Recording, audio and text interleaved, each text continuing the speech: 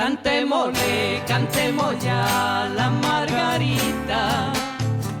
Niña pequeña, la más risueña, la más bonita. Cantémosle, cantemos ya la más... Buenas tardes, mi gente bonita. Bienvenidos y bienvenidas a Somos Podcast. Mi nombre es Cecilia Ramos. Gracias por escuchar estos relatos de la vida. Mujeres latinoamericanas refugiadas en UK. Buenas tardes, querida Yossi. Buenas tardes. Reitero mi agradecimiento por haber venido a contarnos tu historia de vida. Primero que nada, gracias por la invitación.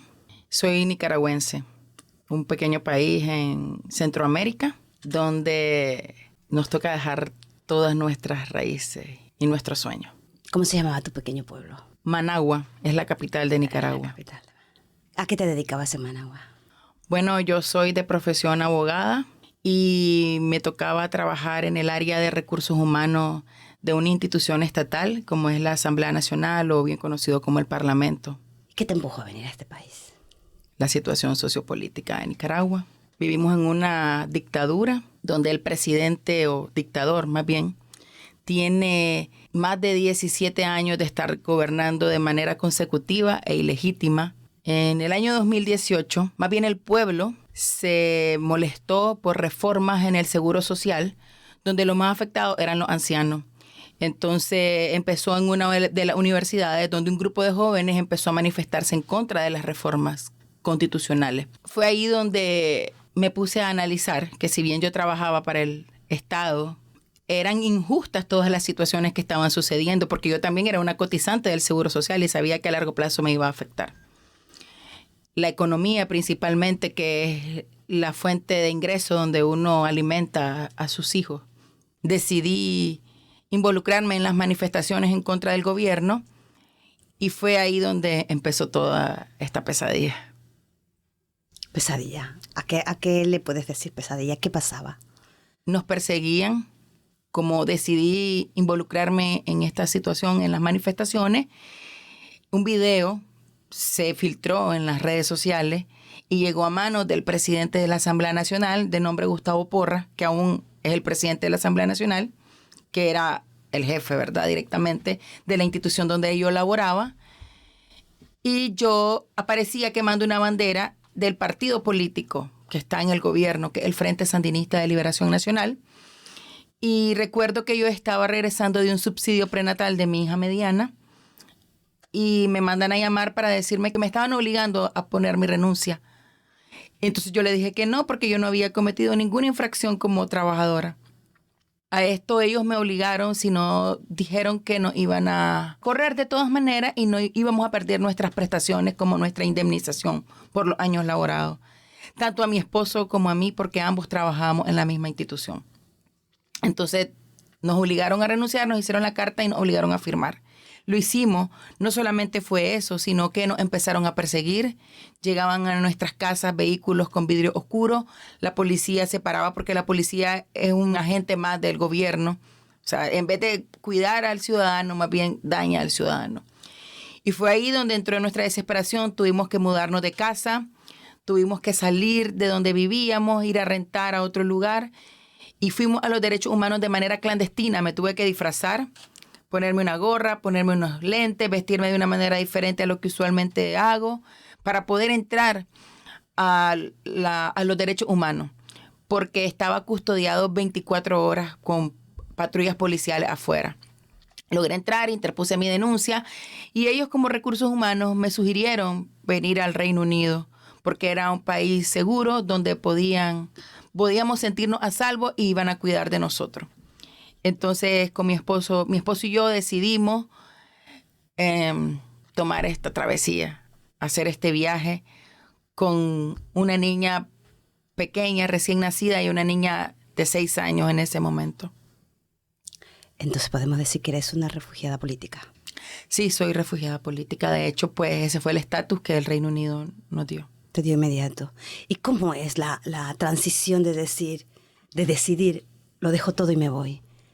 Fue difícil porque teníamos nuestra casa, nuestro hogar, nuestras culturas, nuestras creencias. Todo estaba en Nicaragua. pero ante todo está la seguridad, la vida, que es lo más importante, el bien que uno pues desea apreciar por sobre todas las cosas. Y fue así. Decidimos de un momento a otro que teníamos que ir. Después de esa visita a los derechos humanos, nosotros lo decidimos. Mi esposo y yo decidimos venirnos. Y de manera clandestina, hacerlo todo de manera clandestina, porque si se daban cuenta que estábamos intentando salir del país, sabíamos que íbamos a tener problemas. Entonces fue así que empezamos a visitar la agencia para comprar los tickets de avión. Ya teníamos nuestros pasaportes listos, porque sabíamos desde meses atrás que las cosas venían estando un poco peligrosas. Entonces fue así cuando decidimos sacar nuestros pasaportes y enrumbarnos.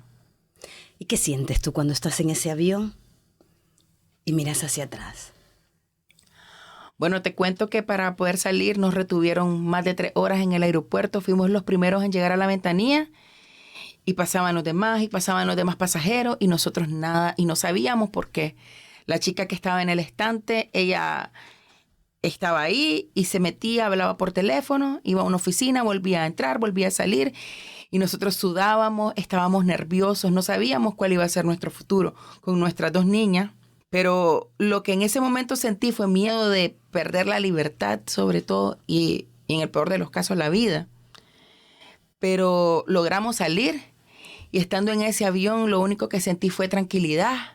Sentí que podía respirar, me dolía dejar atrás a mis padres, a mis hermanos, a mi casa, mis cosas, mi vida. Pero eran sentimientos encontrados, porque por una parte sentí paz de poder salir, pero por otro sabía que dejaba la mitad de mi vida atrás. Es súper duro dejar todo y volver a empezar. Difícil, muy difícil. Y cuando llegas, ¿recuerdas tú la hora, el día en que llegaste a UK? Sí, claro. Llegamos a UK el 21 de enero del año 2021 a las 9:45 de la mañana en un vuelo que venía de España. Tuvimos que hacer 3 escalas y salimos de España y logramos llegar acá a las 9:45 de la mañana. ¿Y esa fue la primera vez que escuchaste o tú ya sabías el significado de la palabra refugiado? Sí sabía, pues como te mencioné al principio, yo soy abogada de profesión. Ya. Entonces sí manejaba pues lo que era en sí, pero nunca a profundidad. No es lo mismo saberlo de manera conceptual a vivirlo. Es muy diferente. En una sola palabra, Josie, ¿qué significa para ti? Seguridad. Para ti y los tuyos. Claro, seguridad. Puedes cerrar los ojos y dormir tranquila. Claro que sí. Es difícil porque dejas tu cultura, tus tradiciones, tu gente, ese calor que transmitimos los latinos, Sí. la familia, lo dejas todo. Pero sabes que tienes que volver a empezar. Y ver a tus hijos te da fuerzas para seguir adelante. Qué bueno. ¿Cómo te ves en el futuro? Bueno, me veo como una mujer exitosa porque sé que con esfuerzo y mucho trabajo lo puedo lograr para darle un mejor futuro a mis hijos. De hecho, me hace sentir tan plena escuchar a mis hijos ahora manejar 2 idiomas. Es tan bonito. Y sé que hay muchas oportunidades en este país de que ellos puedan ser grandes personas, ser personas donde puedan tener seguridad sobre todo. Y como me decías, ver hacia atrás y saber que estás bien, que estás seguro y que todo va a estar bien. Todo va a estar bien. Todo va a estar bien, sí. La verdad es que sí. Josie, muchísimas gracias por venir. Gracias a ti por la invitación. Gracias por contarnos esta historia de vida que queremos que la gente que los escuche sepa quiénes somos. Claro, gracias a ti. Muchas gracias. Margarita, niña pequeña, la más risueña, la más bonita. Cantémosle, cantémosle.